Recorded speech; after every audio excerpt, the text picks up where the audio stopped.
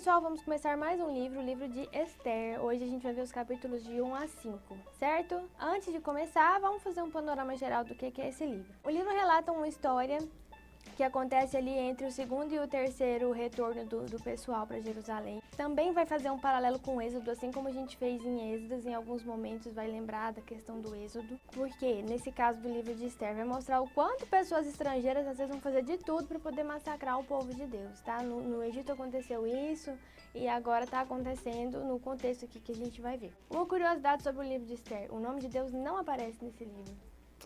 Dá motivo de muita polêmica, muita controvérsia, mas os comentários da minha Bíblia vão argumentar o seguinte. Vocês vão ver que, de acordo com a história, tinha tudo para dar errado. O povo judeu tinha tudo para ser exterminado. E aí, como é que ia ficar a aliança de Deus com Abraão? Todas as promessas que ele fez, né? Então, assim, só da gente ter Esther à frente para poder resolver um grande problema que tinha em vista dos judeus, a gente já vê que pode ser a mão de Deus agindo ali naquela situação. Capítulos de 1 a 5 vão contar aquela historinha básica de Esther, né? Tinha o rei Assuero, ele tinha uma esposa, uma rainha. Ele chamou a rainha para apresentar ela para os amigos numa festa que ele estava para lá de Bagdá, e a rainha não quis ir, né? A Bíblia não menciona o motivo, mas enfim, ela não quis ir. E por conta disso, ele chamou os conselheiros dele para poder dizer o que a gente vai fazer, né? Ela não quis vir, era para ela vir. Isso nunca aconteceu. E aí os conselheiros vão dizer, olha, o povo vai saber que a rainha não veio, e aí agora todas as princesas de todas as terras, todas as rainhas vão começar a negar as ordens dos seus maridos. Então eu acho que você tinha que punir a Vasti e nunca mais deixar ela aparecer na sua frente, ela não vai ser rainha mais. E no versículo 19 vai aparecer o seguinte: se bem parecer ao rei, promulgue de sua parte um edito real e que se inscreva nas leis dos persas e dos medos e não se revogue,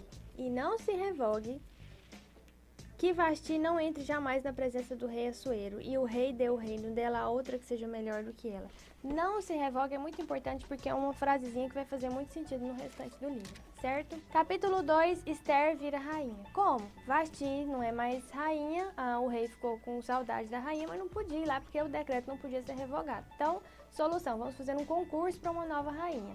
E Esther se candidatou através do tio dela, Mordecai, e ela virou a nova rainha, né, do rei Assuero. E nisso, uma coisa também muito interessante, o tio dela, Mordecai, ficava lá na porta do palácio direto para saber como é que ela estava, ter notícia. Um dia ele ouviu uns rumores aí de uns eunucos de que eles estavam planejando um motim contra o rei. Ele foi lá, contou para Esther, Esther contou para o rei descobriu que era verdade, foi lá, resolveu o problema. Isso também é muito importante, guarda essa história que lá na frente você vai precisar desse episódio de Mordecai salvando o rei. Capítulo 3. O rei Assuero começa a exaltar o Amã. E Amã começou a ficar, né? Subiu a cabeça do cara. O rei me exaltou, o rei mandou todo mundo se curvar perante mim e ficou se achando lá o melhor. Ele andando no pátio, Mordecai viu e não se curvou perante ele. O que aconteceu? O cara ficou furioso. Como é que um judeu não se curva diante de mim, né? Então ele foi lá no rei e falou, tem um cara ali, o Mordecai, que não quis se curvar diante de mim. Ele disse que é porque ele é judeu. Esse povo judeu vai dar trabalho, porque eles são o único povo que tem as leis deles e não querem se submeter às nossas, né? Então o que a gente vai fazer? Amã foi e propôs um decreto de que todos os judeus seriam exterminados em tanto tempo lá. Mordecai ficou sabendo, ficou aos prantos e pediu a intervenção de Esther. E aí que o livro começa a ficar legal. Esther fala assim que ela não pode chegar diante do rei. Tem 30 dias que o rei não chama ela e ela não pode ir por livre e espontânea vontade lá conversar com ele, porque ele poderia matá-la.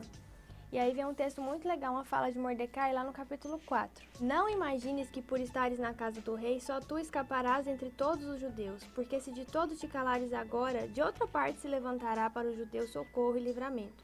Mas tu e a casa de teu pai perecereis. E quem sabe se para conjuntura como esta que foste elevada a rainha. Então disse Esther que respondessem a Mordecai, vai, ajunta a todos os judeus que se acharem em Suzã e jejuai por mim.